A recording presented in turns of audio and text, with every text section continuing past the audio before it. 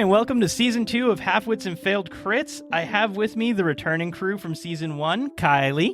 Hi. Luis. Hi. Mary. Hey. And Laura. Hello. And we also have a new Halfwit joining us. Say hello, Bobby. That would be me. Hello.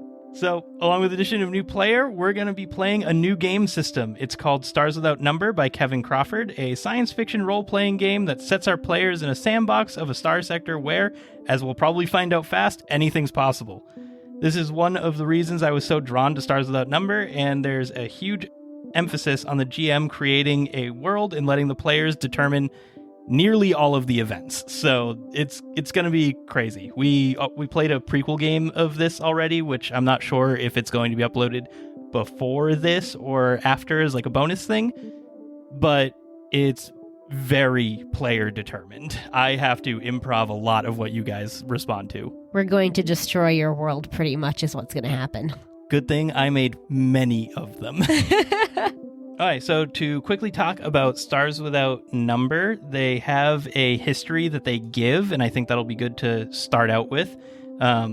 So in the Stars Without Number lore, it starts with year 2108. This is when they developed a spike drive. Humanity moves almost overnight from a handful of science stations in the solar system's inner worlds to all-out interstellar operation. In 2120, the first life-bearing alien world is discovered. In 2200, the first wave of human expansion reaches its peak. Most habitable planets reach a year's travel time from Earth and have been successfully colonized by many small religious or ideological groups.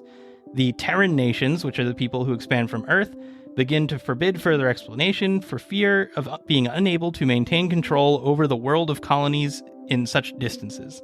The Terran Mandate is organized by Earth superpowers in order to ensure that the Terran control of colonies continues.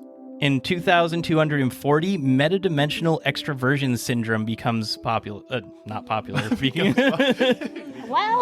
becomes common, and it begins to manifest in certain fifth-generation spacers. Occurring most often during puberty, the abilities exhibited by MES victims seem flatly impossible by scientific measure, such as telepathy, teleportation, or precognitive flashes. So these are psychics. The emerge of psychics happened in 2240. Heyo. And they can't survive it. So anyone who gets psychic powers dies from it fairly young. But no worries, in 2315, the Psionic Authority perfects the first jump gate with the psychic powers, and they also solve all of the problems with maintaining your life as a psychic. So psychics are common, they're developing technology, they develop these gates that they can jump through so that they don't have to fly through space all the time. The second wave of human colonization happens in 2330. This is when our spike drive ships that we've been traveling the universe with become nearly obsolete and unknown. Everyone's using these gates to teleport everywhere. And then in 2450, we have the Golden Age of Man. The Terran Mandate largely has given up on exerting control over the frontier colonies and now concentrates simply on neutralizing threats to the core worlds.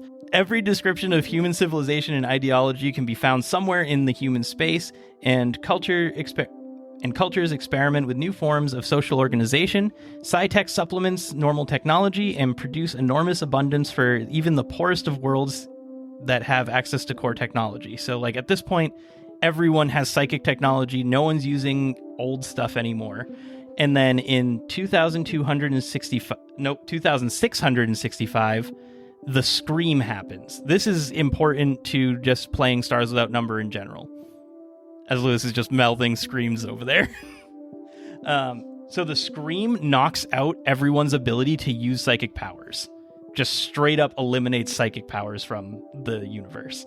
And this causes, in 2700, countless worlds just die, as they are completely cut off from vital food, water, technical supplies. No psionic technology is able to be used anymore, which entire civilizations were based around.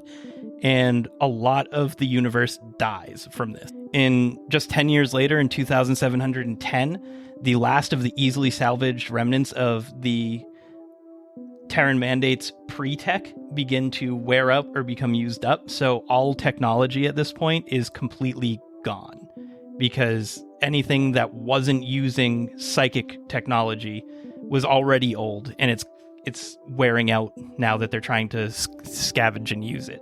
In 2900, there are attempts made to recover techniques of psychic training. The complete absence of any experienced psychic trainers hampers this effort, and the cost in psychic lives to recreate this training is enormous, because remember, everyone was dying originally when they got psychic powers, so that's starting over again with a much smaller population and less tech available. Eventually, a few worlds are successful in developing crude training programs, and most societies abandon trying to learn psychic abilities in effort of more immediate planetary needs, so rebuilding real tech that they can use.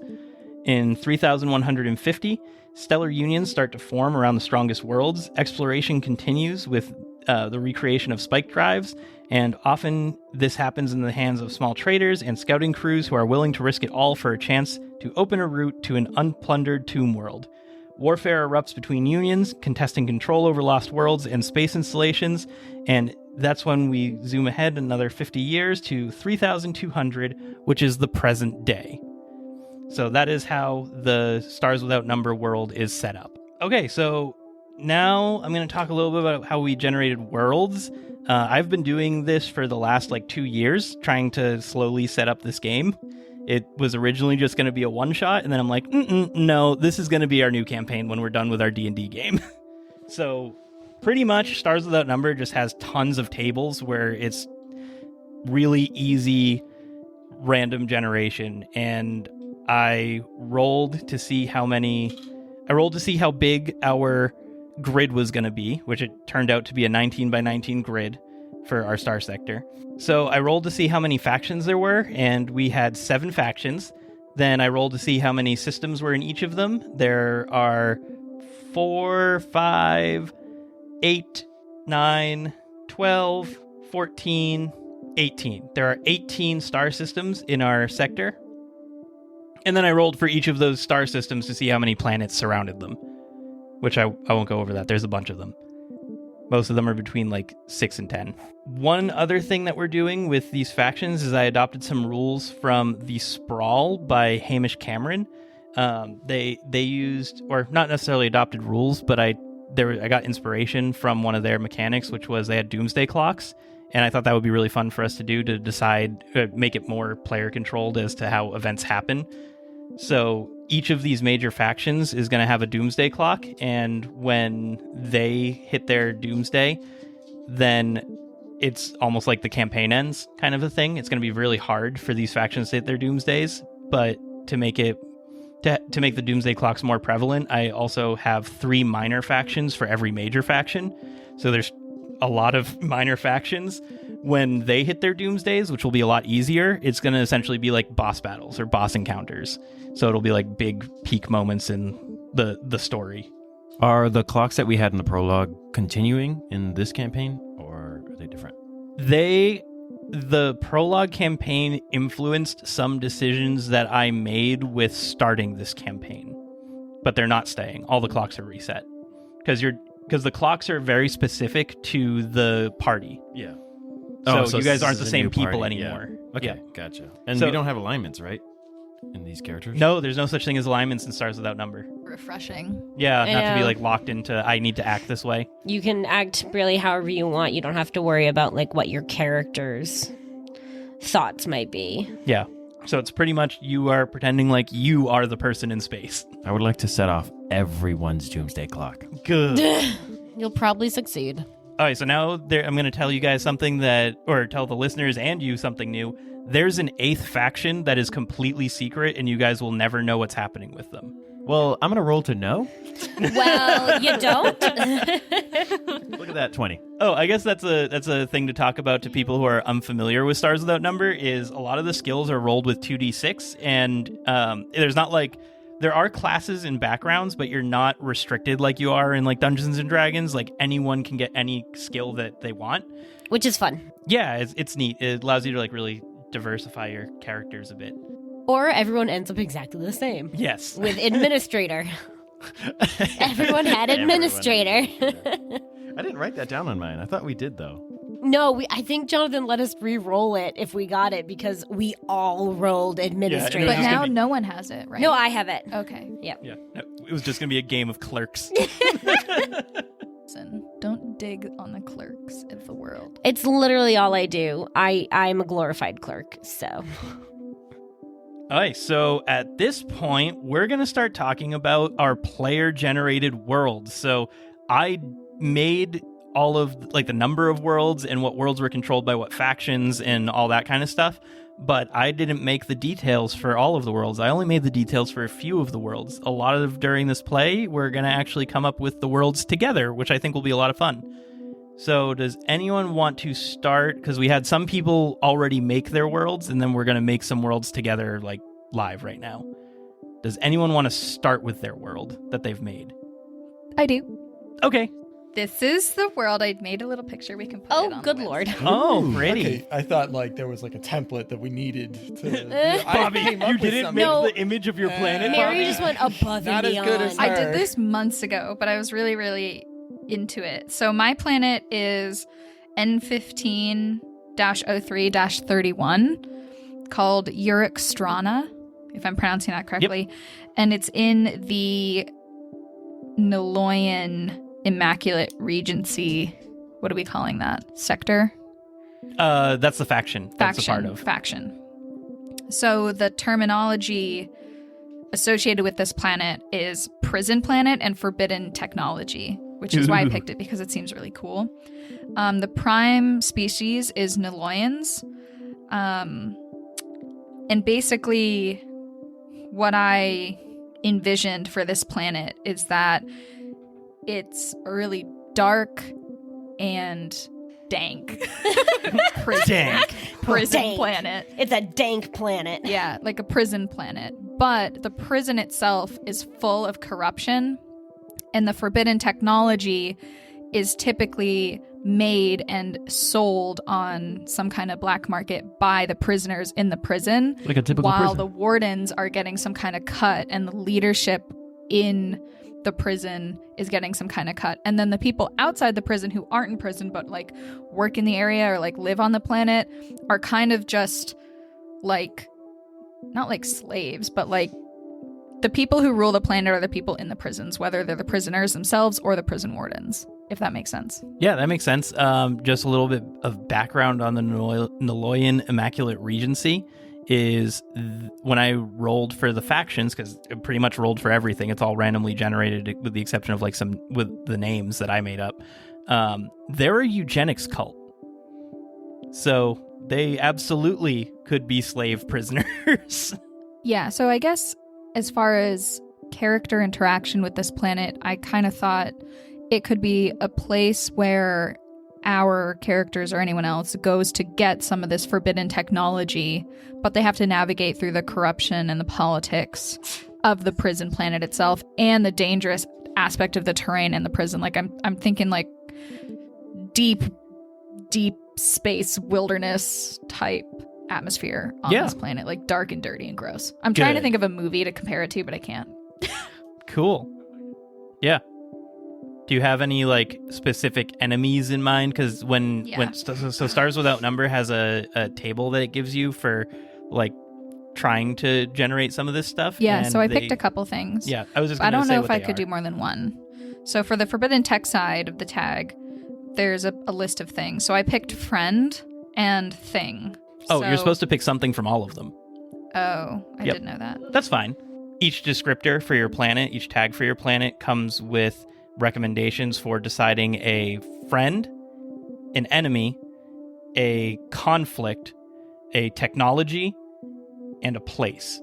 So those are the things that we're going to like pick little pieces of. For the forbidden tech tag, I kind of want the enemy and friend to be the same person, and it would depend on how you interact with them. Is that something that we Yeah, could that's do? cool. We can do that. So it would be like the mad scientist type person that has this forbidden tech, the creator of the forbidden tech that we would want to either buy or steal or whatever. Awesome. And then conflict is going to be between that person, and I envisioned him to be a prisoner in the prison, him and his like handler or warden.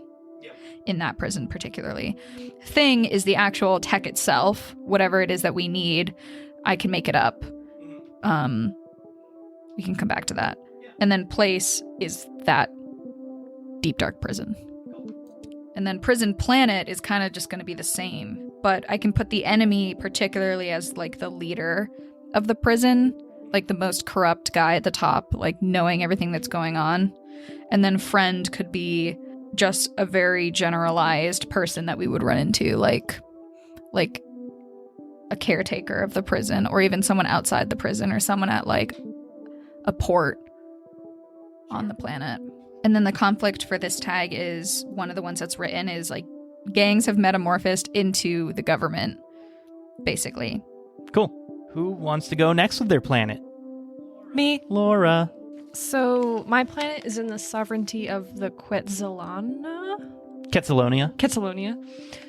It's numbered F150127. Prime species of Tiljari and Awenemo. The Tiari. Tiari. Yep, totally. The planet's called Enkunda, and it's technically a pleasure world and cheap life category. The main enemy is this woman named Carlia Moongold. She's an Awenemo. She's the leader of the Sun Petals, which is the biggest brothel in the city. She bribes the Council of Valusia, which is the capital, to do her bidding. She basically rules the planet in the shadow. Her secret is that her workers can change their genetics to look the most attractive to whoever's in the room. And this is a tech power. It's not psychic or anything. It's purely an illusion. Their real form is in their original body. This makes them very good assassins, but they're not very strong. And their friend is Raskar. He's a Ketling. He is a chaotic good scientist who discovered the healing drug power that the horrible brothel uses to keep people addicted. He basically will pay for any evidence against Carlia to use against the council. Should I do the ones? I have multiple friends and You can do however much you want. Okay. And you could save some of it to be like secretive, or we can all talk about it now. Like our characters won't know about this regardless, so. Okay. There's another friend, Ariana Pino. She is an elite member of this group called the Silver Hands, which is Carlia's like main elite assassin team. And she wants to see Carlia die because she killed her family through this horrible drug addiction, but she's addicted herself, so it's kind of hard. Whoa. Oh. The main conflict is that these drugs that go around the planet can be used for miraculous healing properties, but instead they're just used for profit and addiction. Carlia keeps her secret tech a secret, and how they're powered, which is also another secret. Things. They have this really cool holiday called the Last Night, where every month this large festival is held in the central city of Valusia. It celebrates living life to the fullest as death is around every corner or behind your back, basically a lot of debauchery. And then the next holiday is the First Morning, and this holiday is always directly after the last night. It's about physical care, emotional support, and healing. Many people travel to the less busy mountains to celebrate this in peace, and it can last up to a week. And then I have this section called drugs because it's a drug planet, and one of them is called Cog, which makes everything taste like chicken nuggets. And then there's this really secret drug called Heaven's Gift, and it's a healing flower on top of the mountains. The leaves have to be ingested in some form. Making tea from it is the easiest way. And then I have a bunch of places, but I'll only list off about 2. There's the Angel Wings Geysers. They're natural geysers in the northern hemisphere that spew hallucinogenic vapors. The vapors are harvested and refined into a powder that's sold. And then the Pits of Sheol. Dissenters are killed here by dumping them into the vents to hallucinate their worst fears and suffer until they eventually kill themselves. It's located under the crust of the entire planet. Not a lot of people know about it, but Carlia uses it quite often. Yeah, that's my planet. Super depressing in some ways. Yep, it's a cheap pleasure planet. Yep. Does anyone want to go next? Do you have yours mostly done, Kylie? Yeah, I'm just trying to come up with a city name really right now. Okay. What's the, do we have like the guidelines for how we're supposed to answer this? Yes, Accessible? I'll get them to you when we get to yours. And Okay, excellent. I'm just trying to like look up.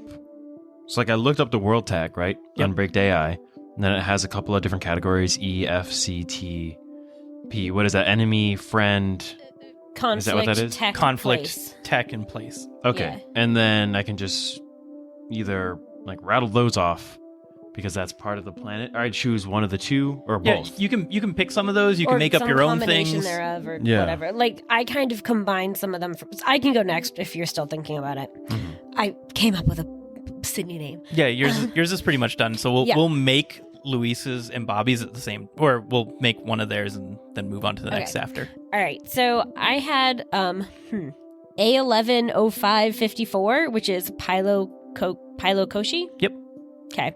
And that's in the star system A11, the Taro Beacon. Taro Beacon Nucratic Federation. Yeah, that one. That are Tarosians and Bikaku. Is that right? Yeah. Oh, okay, cool. Alrighty then. And it has the tag is Psychic Academy. That's fun. Sorry, I have multiple windows open and I'm trying to get back to the right one. Okay, so the enemy on this planet is there's a hostile outer world that's been overrun by the tags were Bubble City and Sealed Menace. I realized that might be important. So the enemy is, there's a hostile outer world overrun by huge worm-like creatures that only have little front legs for like digging that burrow underground in and around these like bubble cities. There's constant danger that the creatures could breach the bubble, so there's an elite barrier guard that keep the creatures out and like fight off any like potential breakthroughs or whatever. There's upper level government official who wants to allow the worms to breach the bubble, but only in like the slums, the poor neighborhoods, as a form of like population control, because the cities are quickly running out of resources to support the ever-growing population, and the outer world clearly is not safe because those creatures are more than most people can handle. But because he's a jerk, he wants to let those worms in to kind of kill off all the poor people. So he hates those that aren't of his class, especially outsiders, so immigrants are highly suspect. And the Bubble City guards, which are not the same as like the barrier guards, the barrier guards are like a step above like the inner city guards.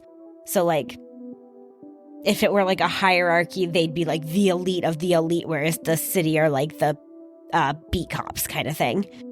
So the Bubble City guards are particularly hostile thanks to the influence of this official and his propaganda. I never made a name for him, so whatever. That's fine. So the friend I have is there's an elite barrier guard who I have a captain or something, someone who has some level of authority, who was adopted by an upper class couple, but originally came from like the lower class.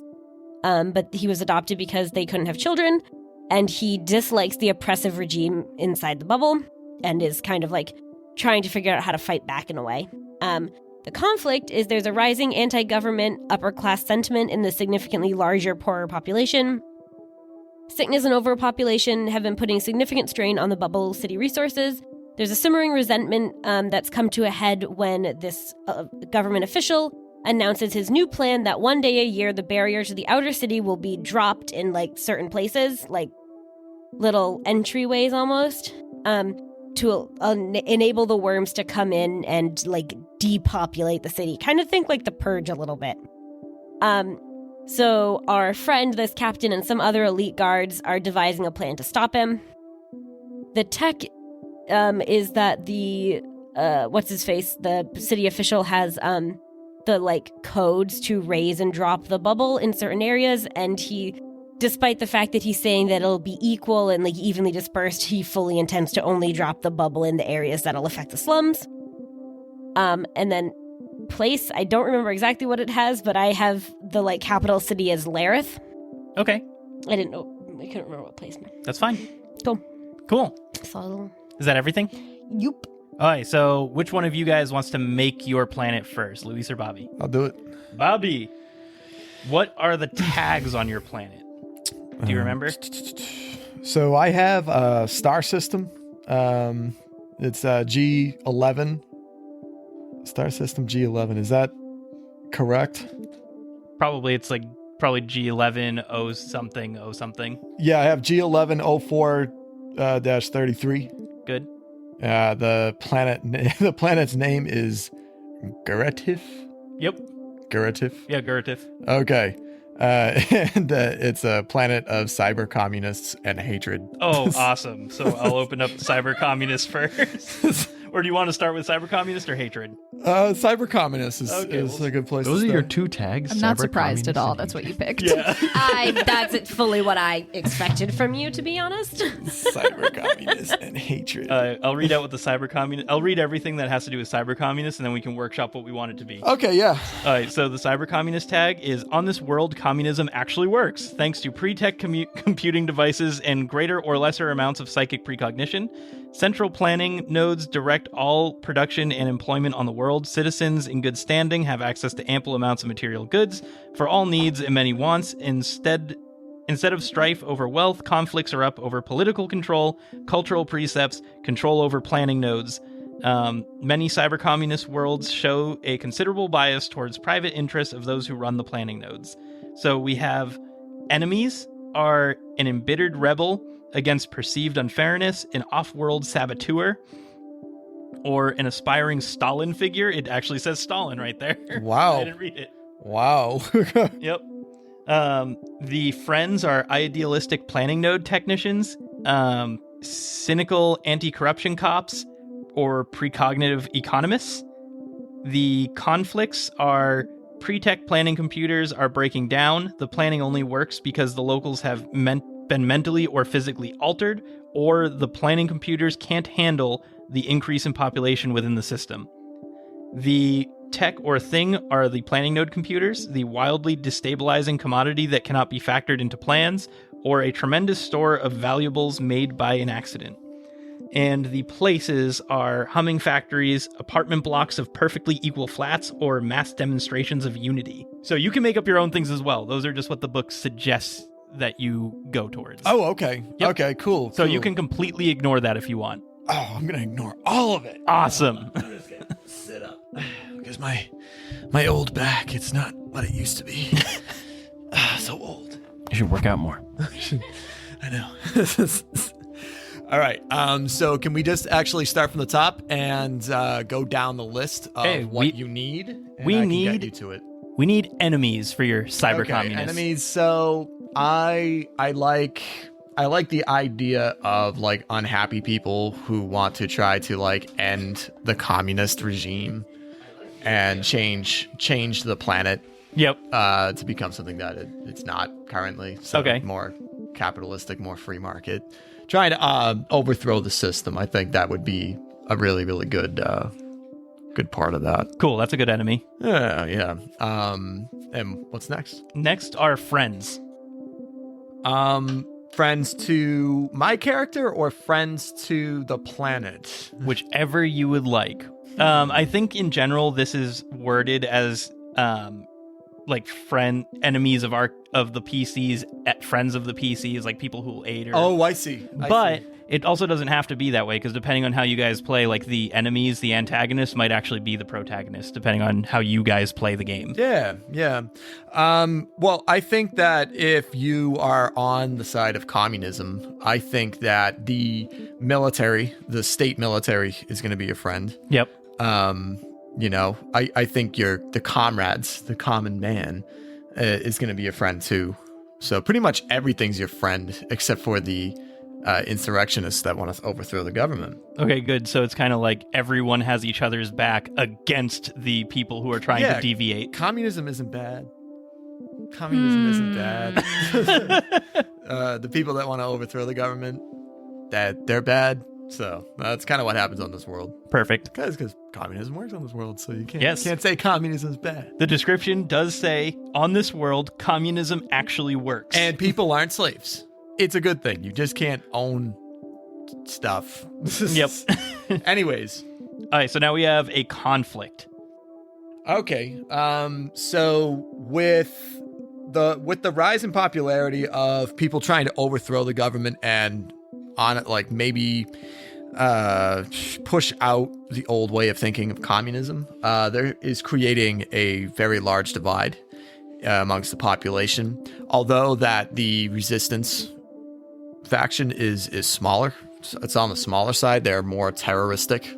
So they resort to guerrilla warfare and terroristic practices like bombing people. They will sabotage like the life support systems of the station, or So your insurrectionists are very antagonistic. Like they're bad. Yeah. They're real bad, and they make demonstrations because they're so few. They don't stand and fight like a conventional war. They go to really bad means to destroy people, like terrorism. awesome. Yeah, very, very nice. All right, what do we got for a thing or technology that is like really important to this planet? Well, the planet is rich with minerals. The mineral that's found on this planet has been altered, cannot be found anywhere else in the solar system. Because the planet itself, a long, long time ago, appears to have been hit with a weapon of some sort that completely melted and fused the crust of the planet. And honestly, it created and bonded new elements together to create this material, which is why it can't be found anywhere else. Don't know the name of this material. That's fine. In world, we might not actually know the name of this material because the way you're describing it sounds like what the game would call pre-tech, which is technology that existed before the Scream that maybe we don't even know about anymore. Yeah, it was a war that existed before the Scream, and there was a very, very large bomb that was detonated on the surface of the planet that completely just liquidated the planet, turned it into like a star for a short period of time, and then it resettled and then came back down to where it is today. The atmosphere is not breathable. It is a dense argon atmosphere, so very, very inert. So there's no fire, there's no nothing. Yep. It's hot. It's very hot. It ranges between 115 degrees to 135 Fahrenheit. Depending on sunlight or shadow. So, although if you went without a spacesuit, you wouldn't instantaneously die, but your skin would probably receive first-degree burns within a few minutes of exposure. But you cannot breathe the atmosphere, so it's dense too. It's probably a third more dense than Earth's atmosphere. About the same gravity too. So 1g of acceleration on the surface. For the atmosphere, are all of the people who live on this planet, are they always in vac suits? Like if they need to like leave their houses, or do they have like bubbles, like safe zones? So the cities and everything on it, they have to be enclosed in domes or habitable structures. Cool. Leaving, all you are required to have is an oxygen mask, because the atmosphere doesn't kill you. It burns. So you have to cover your skin with maybe cloth or something to keep the heat off of your skin. And again, 115 degrees is not going to kill you. It's just going to suck. Really, really flipping hot. It's really flipping hot. Skin cells begin to die at around 113 degrees Fahrenheit. That's where you start getting like first degree burns, like sunburns and irritation to the skin. So the heat will actually do that to your skin there. That's when Australia melts too, right? yeah, seriously. So what else? Cool. I guess the last thing is a place. Okay. Thinking communism, huh? An important place to your communists. And then remember, we also have hatred, which we might not add anything more, but we might want to add more. You can add more. That's fine. Well, if we're talking communism is red. The name of the main city is called Crimsonia. Yeah. Cool. Crimsonia. Yeah. I like it. Okay, let's find hatred. Yeah. Hatred. Hatred. It's fun. They hate the free market. They hate it. Hate it. That's just gonna be all your answers. The enemy, not the free market. The friend. I'm sorry. For For I was just hatred? joking. Yeah. Oh, okay. All right, here we go. Hatred. For whatever reason, this world's populace has a burning hatred for the inhabitants of a neighboring system. Perhaps the world was colonized by exiles, or there was a recent interstellar war, or the ideas of racial or religious superiority have fanned the hatred. Regardless of the cause, the locals view their neighbor and any sympathizers with loathing. For enemies, they have, for examples, a native that has convinced off-worlders that they are agents of them, a cynical politician in need of I'll read that again. The enemies are a native that has convinced off-worlders that they are agents of them, like capital T, them. Or a cynical politician in need of scapegoats. Friends are intelligence agents needing cat's paws. I don't know what a cat's paw is. It's a communist thing. It means like sort of like an informant or like a fall guy. Okay, cool. People to do their dirty work for them. So intelligence agents that need fall guys, Patsy. a holodoc producer needing an inside look. That sounds like that might be like a like a Hollywood thing. And then unlucky off-worlders from the hated system. The conflict are characters are wearing or using items from a hated world. So like people will hate your players immediately if they have one of these items on them. Yeah. The characters are known to have done business there, or the characters look like the hated others. The thing or technology is proof of their, capital T, their, evil doing. Reward for turning in enemy agents, a relic stolen by them years ago. And the place is a war crimes museum, an atrocity site, captured or decommissioned spaceship left as a trophy. Interesting. Okay. So because this planet possesses a very, very rare metallic element that has not yet been processed in large quantities. So for the most part, like for the general public, it's pretty unknown, but like the higher ups of governments know about it, and it's incredibly powerful. It's incredibly strong. The surrounding systems of this world do not share they do not bask in the glories of communism as this planet does. So in fact, they're quite free market. And because they do not see eye to eye economically, they want this material from the surface of this world. So they will go in and create puppet governments on this planet to overthrow the global government, if you will, so that they can get their hands on the material. Very, very rare, very expensive to have. So that I would say that would be the enemy. That would be the hatred. So they cause a lot of issues. They cause a lot of issues. A lot of innocent people die because they incite violence and they start up resistance groups and terrorist activity. So yeah. Anything else from hatred that you want to add on, or are you pretty well developed? Pretty well developed. Pretty well endowed on your planet. Yeah, I think that's good, right? I think that's solid, plenty. right? Yeah. All right, cool. Hey, Luis, what are your tags? And did you already look at them? Yeah, I did. Okay. Unbreaked AI and Cyclical Doom.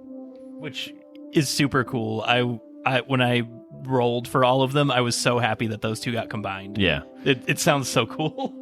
So, well, from what I was reading on the little like blurb, because I was just looking at what's on Discord, which isn't like the full thing. Mm-hmm. But it was basically, Unbreaked AI is the government owns some sort of AI that like makes the whole government work. Like people just kind of work with the supercomputer, and it's not like people control it. It controls whatever's happening within the government.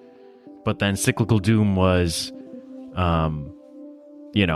exactly what the name is. Like every 100,000 years or something, everything dies. But everybody retains like a little bit of the culture beforehand. So that's how everybody knows. It's like the Mayan calendar. Like, every time they make a new one, they know that everything ends pretty much. Yeah. For Unbreaked AI, though, it was saying that it's like it kind of went hand in hand because it sort of mentioned that like the apocalypse is controlled by the people in the government. So the AI that controls the government is just making the apocalypse happen every time. But I don't know like what else. I didn't have like the categories though, so I'm not too sure. Pull those up. Yeah. I'll bring these up just so that it gives everyone like ideas, and like everyone else can like speak up too if they have like a really good idea for something. Or if we don't agree with Lewis's planet. No, he gets final say. There's only a free market on everyone's planet. On everyone. Unbraked, like unbraked. Unbraked. Like the AI, there's no limits. Wouldn't it be unbroken? Unbraked. It says unbraked in this, Mary. I'm just 'Cause there's no confused stop. if I'm It's like- spelling sci-fi, it Mary. right. You can make up words. I know. Metamorphosis. Listen, it's what it said. Okay, exactly. Whatever. All right, unbraked AI. So the categories for enemy is an AI cultist, a Maltech researcher. So Maltech, it didn't come up in the recap that I did, Malware. but no, it's not. It's not malware. It's technology that's been banned. Oh. So like, Like the forbidden tech on my planet would be Maltech. right. Yeah. So this forbidden is stuff Sibians. like genetic engineering is for the most part banned, depending on how you're doing it. Well, but yeah, anything that you would think that the sector as a whole would say that's not legal is Maltech. So there's a Maltech researcher as an enemy, a government official dependent on the AI. For friends, we have a perimeter agent. I don't know what that means. We can look it up at some point. An AI researcher or a braked AI that is actually supposed to like help the characters. No. Okay, so then I was misreading. I thought it was all like one thing. No, it can Yeah. be. I thought like all of them were one. But I like the government AI though. Yeah, we can definitely keep that. Yeah. Conflicts, we have AI's presence is unknown to the locals, so even though they're like totally ingrained in this, like the local people don't know that they're being puppeted by this AI. Mhm. Yep, check. Yep, check, definitely. The locals depend on the AI for some vital service. The AI appears to be harmless. The AI has fixated on the group's computer or the group's ship, so like our ship, the AI is like, I need that. Mhm. Or the AI wants transport off-world, so they're trying to expand to other worlds. Are we visiting the planets or no? These are just our backstories. No, these aren't backstories. So these are planets that you guys have the possibility of visiting during the course of the game. Okay, so definitely government AI. Definitely, it's what was the first one? It's unknown to the people. Yeah, unknown to the people. So like there's a group of beings on this planet who have no idea that they're being puppeted by the AI. Let me see where. So like I would want it to be like half and half, where it's like, okay, yeah, you like, because the third one I think was whatever, the AI, like people know about it and it helps them. Yep. But like I feel like there should be a darker side. So like, yes, people know that the AI is there, but they don't know like how deep it really goes. Yeah, that's cool. Yeah, I and like so that. I do like that it also is trying to control our ship. So definitely, that's We can kind of just take all these. yeah, pretty Yeah. much. The tech for it would be that there is a core for the AI, like just a giant room that controls all of them, almost like a hive mind type thing. Yeah. Maltech research files, so stuff that we'd be able to acquire that's like Maltech. Perfectly tabulated blackmail on the government officials, so that's like how the AI are controlling the government. Mm-hmm. Or pre-tech computer circuitry. Any of those sound nice? Or you want to make up your own thing? I like pre-tech. Okay. So like, I'm assuming then what it's just like some ruins on the planet from before the AI Before set off the scream. apocalypse. Yeah, Yeah. and whatever. And we're just gonna find it and be like, sick. Yeah. And then the last thing is a place. So a municipal computer bank, a cult compound, a repair center, or an ancient hard copy library. Yep. There it is. A hard copy library with my Hard copy pre-tech. library. Yep. Awesome. And then the other one was cyclical doom. Uh huh. Okay. So that I think it was, yeah. I want my government AI to already like pre-program basically when the apocalypse happens. Awesome. So that's what it is. Like the What kind of apocalypse is it? Like nuclear or like a giant tsunami? Like what happens? You could get very creative with how your world ends. Yeah. Yeah, I think what I'm gonna go with is Could be different every time. yeah, the AI is gonna have like a Garden of Eden type of a situation where it's like, okay, every whatever, like 1,000 years, it's gonna take 20 people and put them in like this like underwater lab, and then just nuclear. No, I mean maybe not nuclear because you couldn't like rebuild right after, but like wipe out all of it's gonna be like an ascension type of thing, and so then all those people are just gonna like be in the sea lab 20,000 leagues under the sea.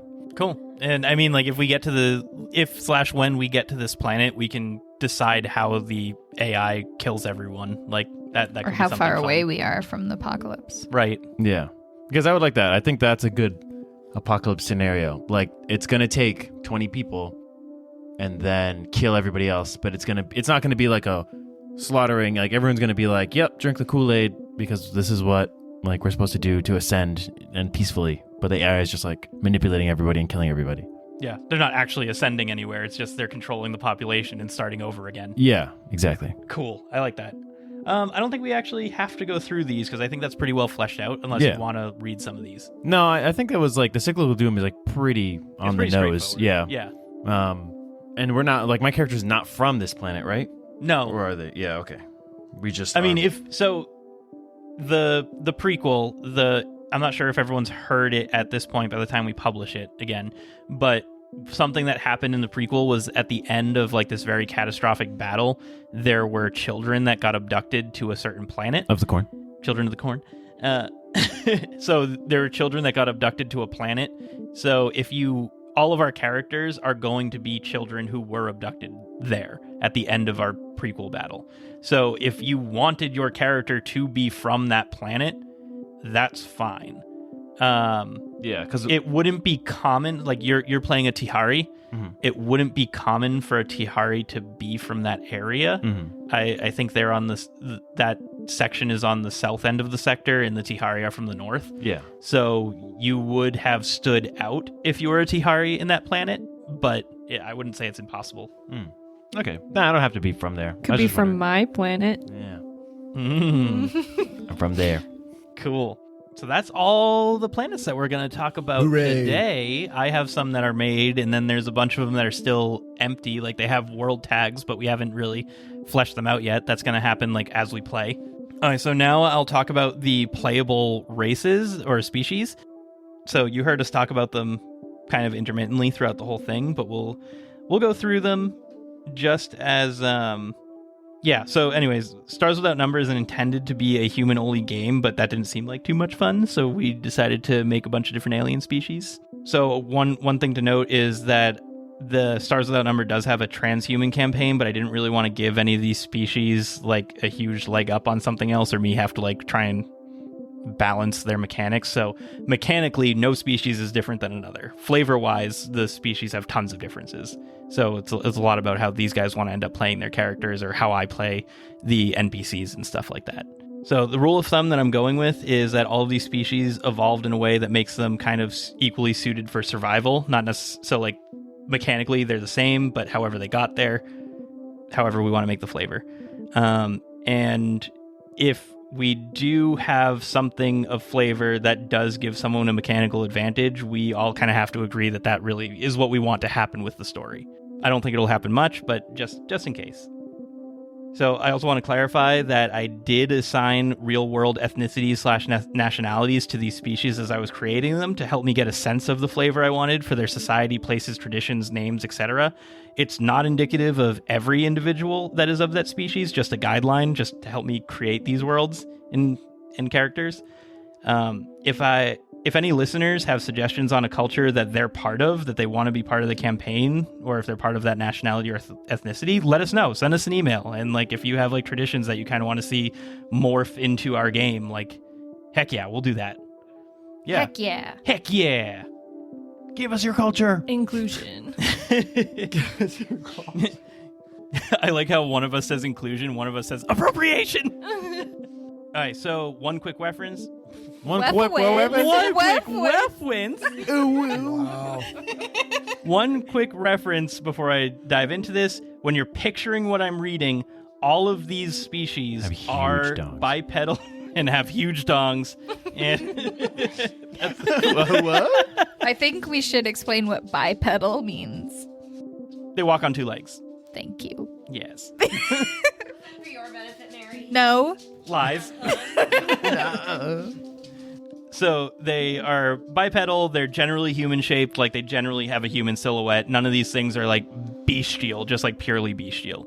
They're all very human silhouetted. Humanoid. They're all humanoid. That's it. Yeah.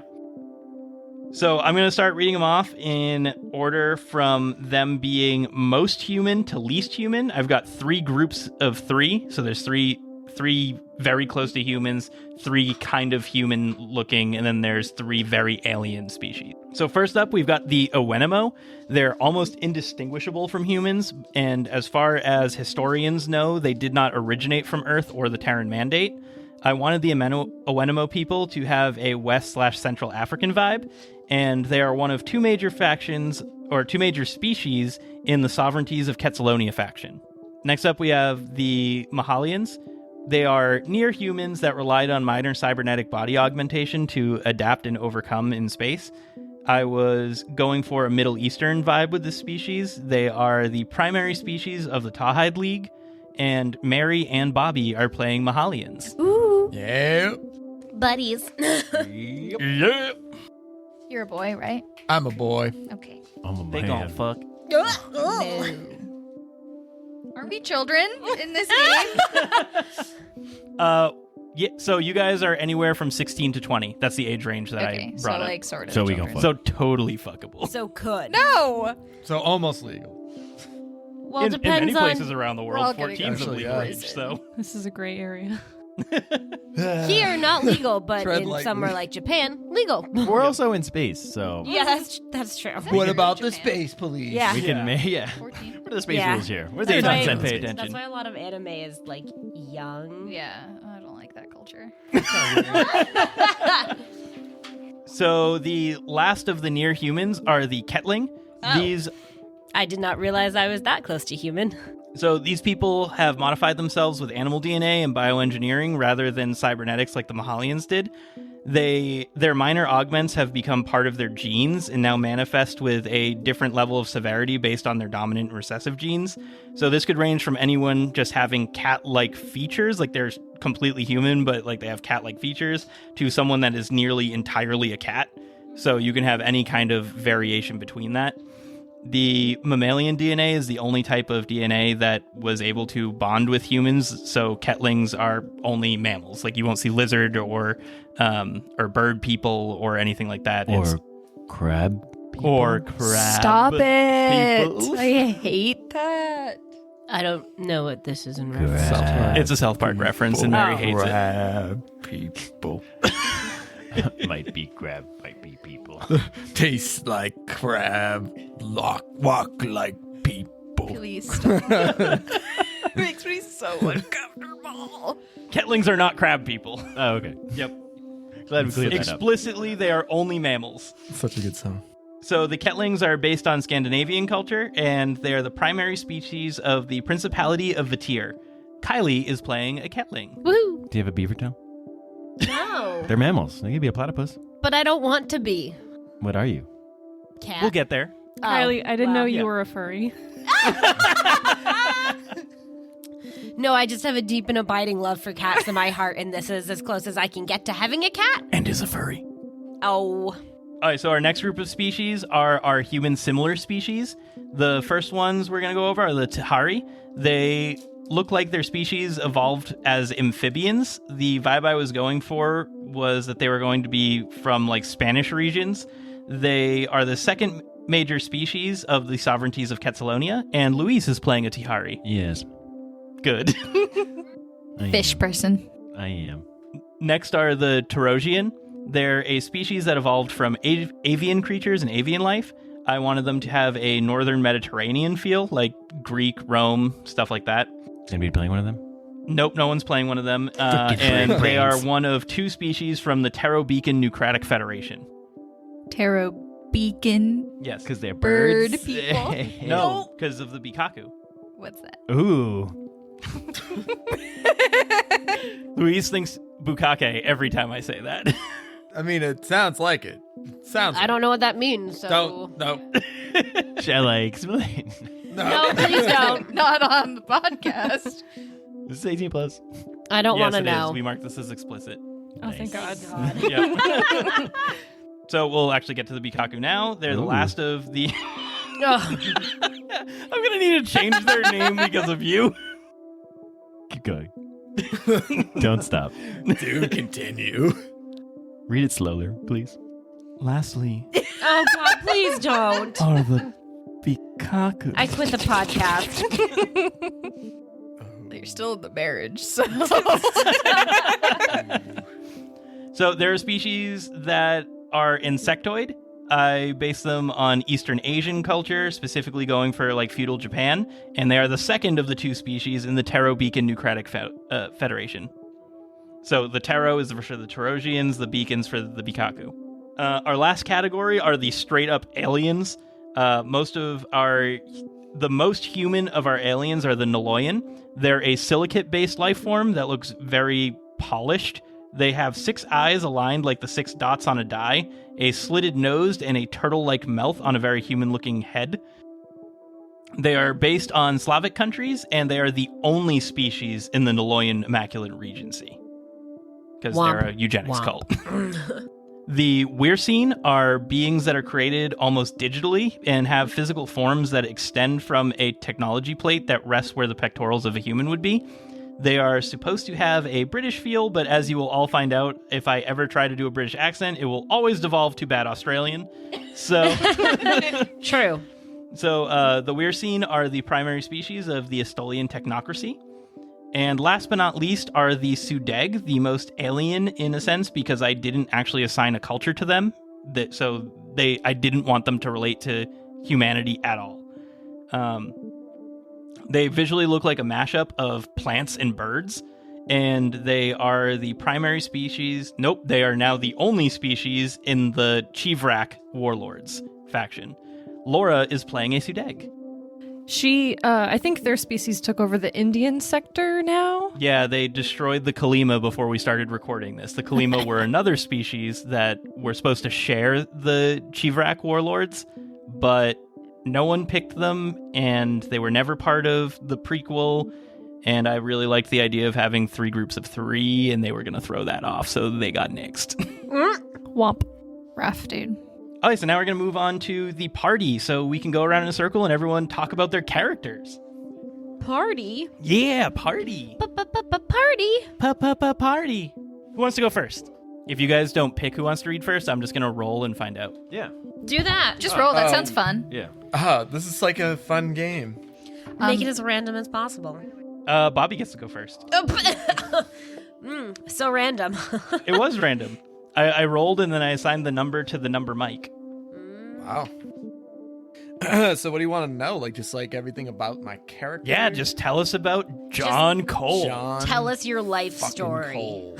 Is that his middle name? Fucking John fucking Cole. Okay, so John Cole. I'm just going to hear Junkle every once in a while. Junkle. I forget the name of my planet. Were we supposed to pick what planet we came from? Because I did not. So you can if you want. Yeah, so he's from Guratif. But when he was 14, he was transported to the... So he would have been pulled from Guratif when he was... it's been 10 years since you guys got abducted to the island. So depending on your age now, you can be 16 to 20. What age is that? I'm sorry. Are you 16, 17, 18, 19, or 20? I'm 20. You're 20 currently? Yeah. Okay, so you were 10 when you were abducted. All right. So he was 10 years old when he was abducted from Guratif. On Guratif, it is mandatory that you go into the military. Okay, so at a young age, they taught him how to shoot, how to be a really good soldier, essentially. So military school, that's where he was at.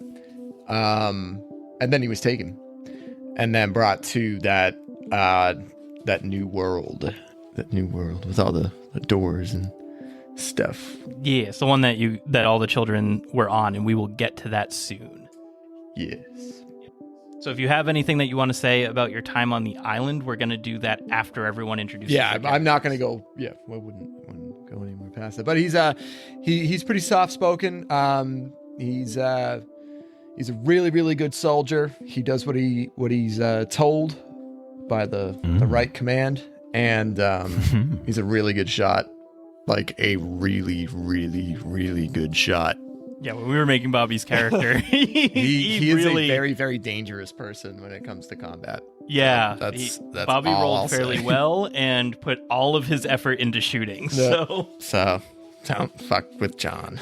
all right, I'm gonna roll and see who goes next. Cole fucks with John. And we keep going. It ain't gonna stop. Okay, well that's convenient. Next is Mary. So my name is Nadia Kadir. Because I'm Mahalian, so I kind of wanted to make it be, more Middle Eastern sounding. I'm a technician, kind of with an engineering goal in mind, and I'm an expert, level 1. So before we got abducted, my character has the tinker focus. So what I expect in this planet, which I chose the background planet. She's from I'm not making any sense. She's from the Tawhide League. So star system G11, K12, M8, or S9. And I wanted to ask you, John, what exactly does friendly foes mean? What's the name of that planet? Duhat. Duhat. This planet, Durat, it's the second planet from that star system's sun. So just I wanted to bring up what all these numbers are we're saying. When I generated this, I put it on a 19 by 19 grid because that's what I rolled for.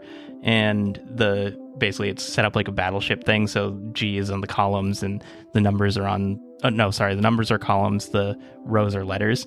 So G11 is the physical space that it's on our grid. And then the O2 means that it's the second planet from that system star.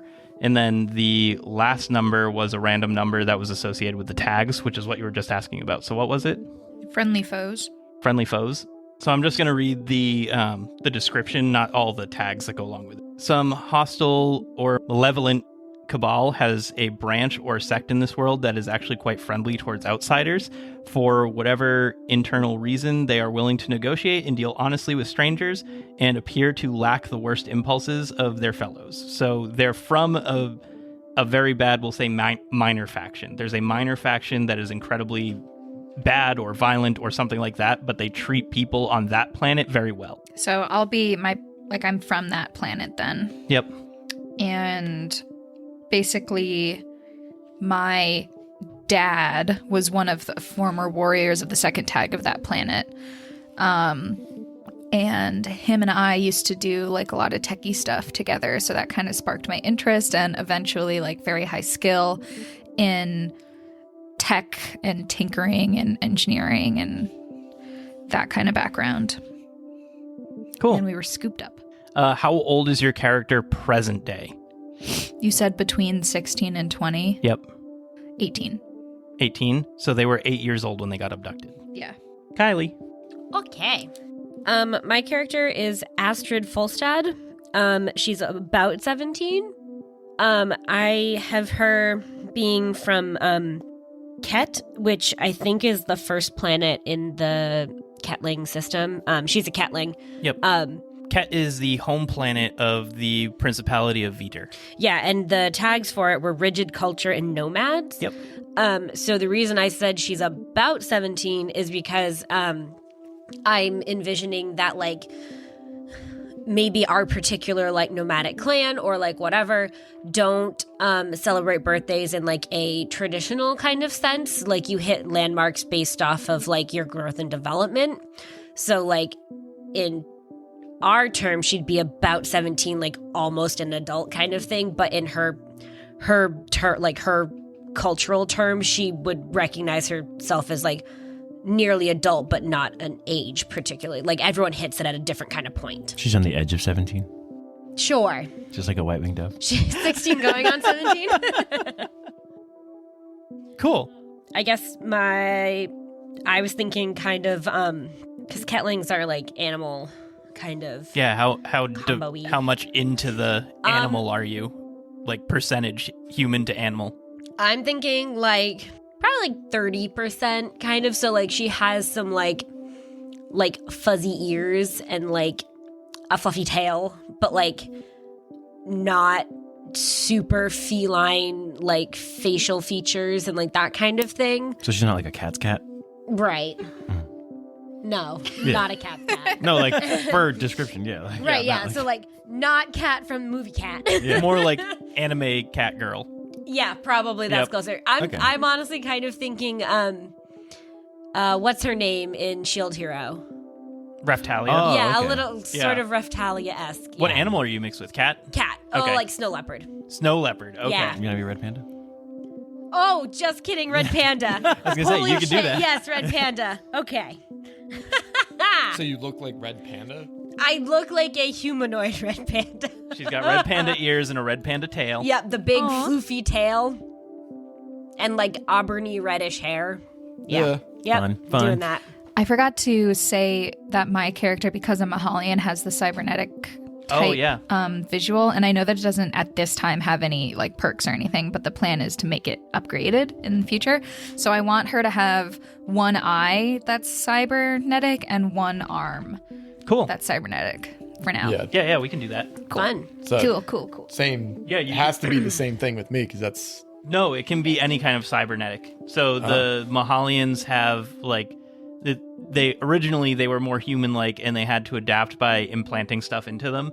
But at this point, they've just evolved to like literally be born with like some cybernetic components. that- yeah. I figured as much. Yeah. So it doesn't have to be an arm and an eye like mine. It can be Okay. different. Yep. Okay. What do you want? So you can think about that. Unless Well, you know I what mean, you I want. like the concept of having like an eye that's cybernetic because then you can have like infrared vision. Yeah, if you upgrade it. That's what I want too. Yeah. Plus I want to be able to Like, have like a that's- gun on my arm at all times. That's so Jesus. badass. There's nothing that like makes something more intimidating than having someone that can see in the dark. Like that is so. Yeah, I need that. Okay. So John All right. Cole also has a cyber eye. Yeah. All right, cool. I have cyber brown. Okay, so my You're I'm gonna stab you. He said he has a cyber brown eye. Cyber brown eye. my butthole is cybernetic. I God. hate you so much. It can see in the dark. Cyber sphincter. All right. Continue. Nope, Continue. I don't want to talk Open and anymore. closes like a camera. Takes Please pictures. stop it. No Please one stop needs to it. know anything else about my There's character. too I'm many done. No, visuals. Okay. I want to know more about your No, it's all over. Did you ever say your character's name yet? Yes, I did. Yes. Okay. Astrid. Yep. Anything else you want to say about your character? Not anymore. No. Say more. I want want to know about your character. So I picked the background physician. So I'm visualizing because they're like nomadic people that probably there was a heavy emphasis on like I'm gonna say herbology, but I don't know if that's right. So like healing, but like not in a like doctory kind of sense, more in a holistic sense, but since coming here, like with all of the different people and stuff, she's moved definitely farther from like the herbal healing into the more like scientific approach, just because there are so many. She'd never seen anyone other than a Ketling before, so now she's like, oh wow, look at all of these things. And like the idea of mixing like technology and biology has like really triggered her like interest in seeing what else could be done with like healing and that kind of thing. So my envisionment is that like my character will be the person to do all of your like biogenetic upgrade kind of things because I picked the biopsionic tract or whatever you want to call it. Oh yeah, and I'm a psychic. I forgot. Yes. I'm a psychic. Yeah. It just. I'm psychic. Hey, it's fine. I'm psychic. It's fine. I think I'm the only psychic, right? Yeah, you're the only one with metadimensional extroversion syndrome. That's what they called it Yeah, in I the know. history of Stars Without Number. Metadimensional extroversion syndrome. Miss. Extra virgin syndrome. Extroversion, I was Virgin. like, as wait. in extra Not virgin. virgin. I was virgin. Extra virgin, you nerd. You're extra virgin olive oil. Oh boy. So yeah. So that's kind of what I'm thinking is that like I got really into like the like kind of like techie biology like research kind of thing. I bet And you our use your, characters like- are going to be friends. Last but not least. Hopefully no one's allergic Nope, to cats. nope. We got two more. Are you a panda now? True. No. You said, are you a panda now? Red pandas aren't pandas, right? Well, They are related to pandas. they're related, Oh, but I thought they weren't. they're actually more closely related to To raccoons. raccoons. So you're pretty much red I'm a trash Raftalia. panda. You're red hair Raftalia instead Wait, of. but she does have red hair, doesn't she? No, she's brown. No, she's Oh. reddish hair, I Yeah, thought. it's reddishy brown. Meh. I thought she was like fox, but No, she's a raccoon. She's right. oh, definitely thought she was a fox because like raccoons are gray. Not everywhere. Yeah. Oh, that's true. All right, fair enough. So we got Laura next. So, her name is Kamala Magar. She is a Sude, the aliens that are like plant and bird-like. Her class is expert and her background is criminal. Oh, her nickname is the Lotus. Nice. Yeah. Plants. So her body is mostly dark mahogany bark. And then her upper torso is more dark green skin, and then she has red and green feathers protruding from her lower arms and her head. And her hands and feet are more like talons. They're like 4 talons. She is originally from... Where is it? Oh, here we go. A30451, Quebec. It's a shackled world and robots world. So I envisioned that she would have a very small family because they're a minor race. They're very exotic. And that her parents and some siblings would like go out and find robots and then start taking them apart to sell for parts to afford food and housing. In a shackled world, I just assumed would be like cut off from everything else. I don't know if that's what it means exactly. We can look it up. And we can also make it mean that if we really Yeah. want it to be. Like very cut off. So like Kylie's character, she's very curious about other people. She would be 16. She'd be pretty young when we start. Yep. So she was 6 years old when she got abducted. She's a hacker. She's skilled at robots and she's so curious. She wants to figure out how things work. Also an assassin. Just so you know. Just so you know. So she likes talking to people. And killing them. Yeah, like she will be friendly and she'll trust you and she'll barter with you, but she can be very ruthless because in her world, that was just how it was. It's not personal. That's just how I envision her. Cool. I found Shackled World, and it is cut off, like you were saying, but it's specifically cut off by something. There's someone suppressing the world for people entering and exiting. Interesting. Yep. So we can make that whatever we want it to be when we come across it. Hell yeah. That pretty much it? Cool. Lastly, we got Louise. Cool. All right. One thing though, the cybernetic like bio stuff.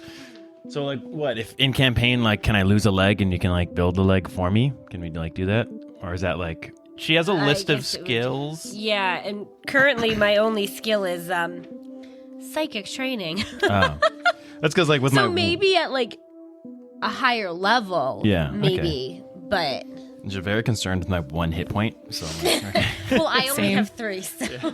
There- I've got 2. Yeah, so kind of a update for people who are used to like D&D systems.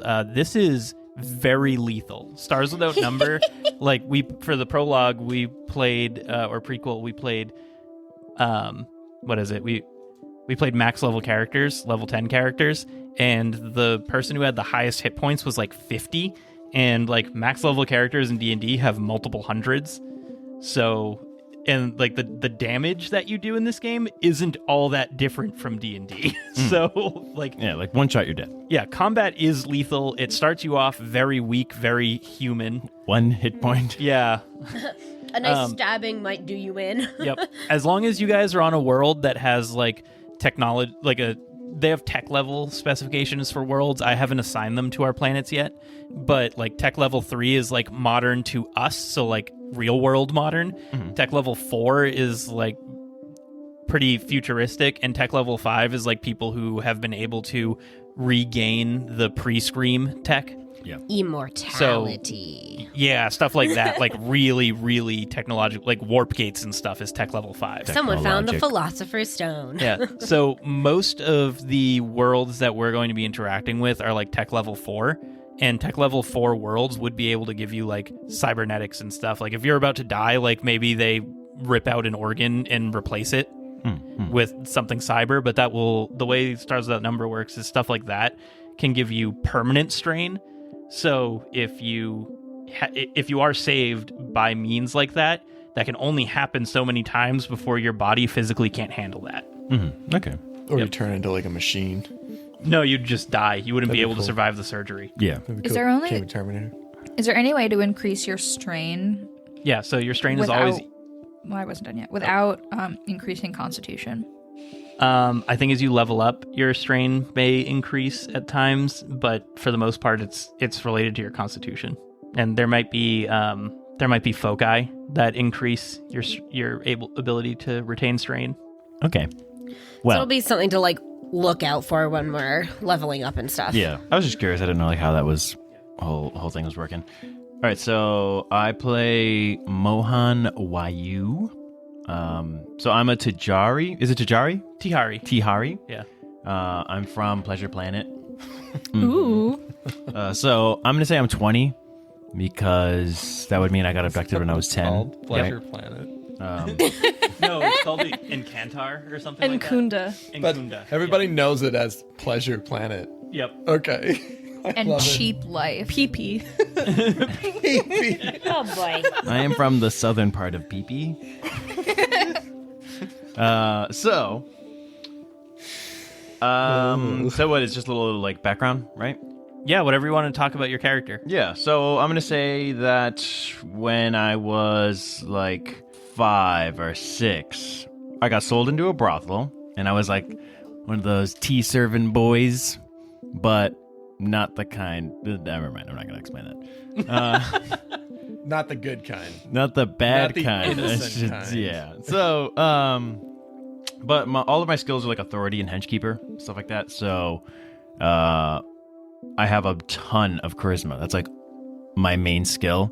So I want to say that like being on Pleasure Planet helped me to like kind of be more of like a con man, because my like, background is entertainer. So I should be like a fast talking, do whatever kind of a dude.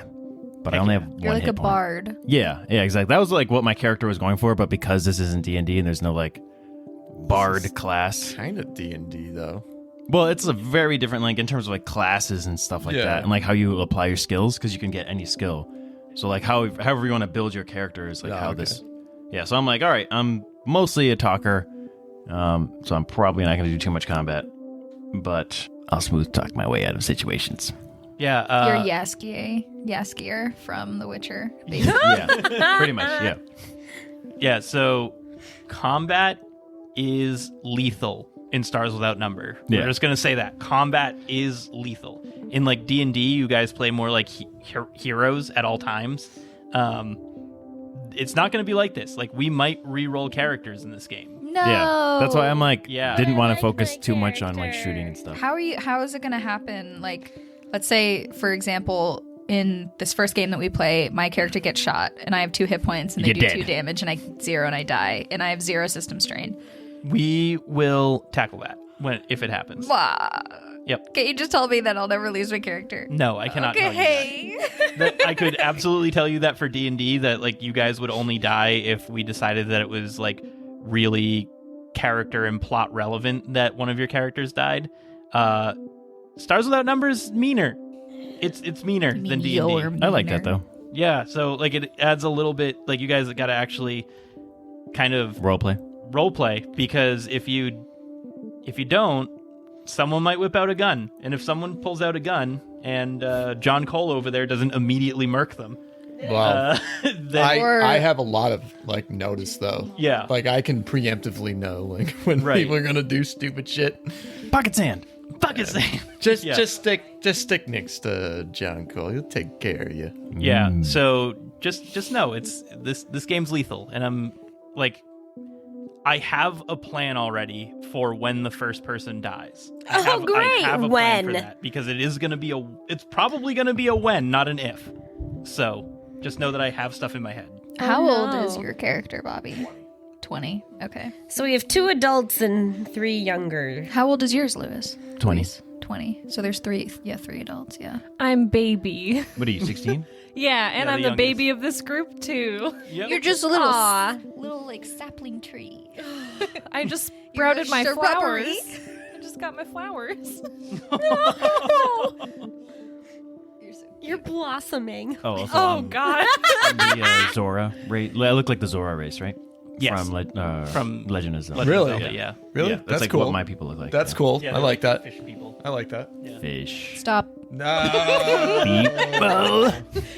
I could sense I can it. explicitly say, for Mary's sake, that Tihari can never be crabs. Thank you, please. But we can get crabs. Oh yeah. The fish clap is coming back. Fish God, that is just disturbing to think about. Wow.